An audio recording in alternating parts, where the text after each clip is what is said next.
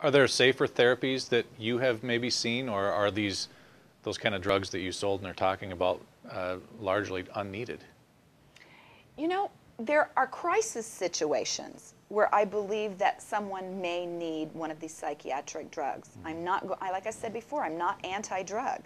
However, when you're talking about chronic use of any psychiatric drug, you are heading down a road of problematic, side effects.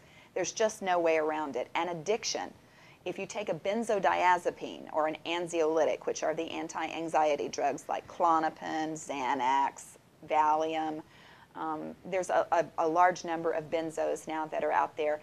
If you take those drugs for 2 weeks, you will be dependent. If you take them longer, you will be an addict. There are no exceptions to that. And people do not understand that when they give you these drugs and prescribe them to you, they'll tell you you're going to be on these drugs for the rest of your life. And the reason they tell you that is because nobody knows how to get you off of them safely and comfortably. Because when you try to get off of them, most everyone has symptoms that mimic the exact same symptoms they were given the drugs for, but they're more severe.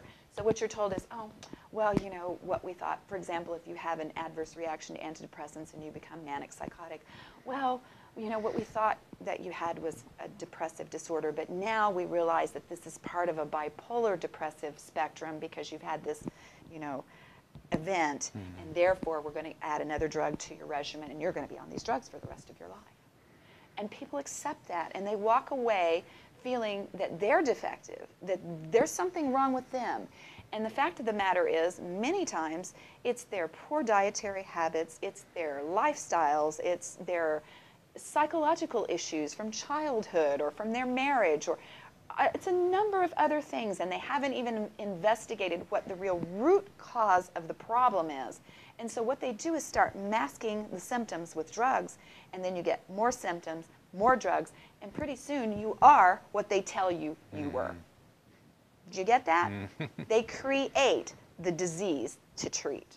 And it's not just in the psychiatric field, but it's the easiest place to do it because there are no tests required to diagnose a person with a psychiatric illness.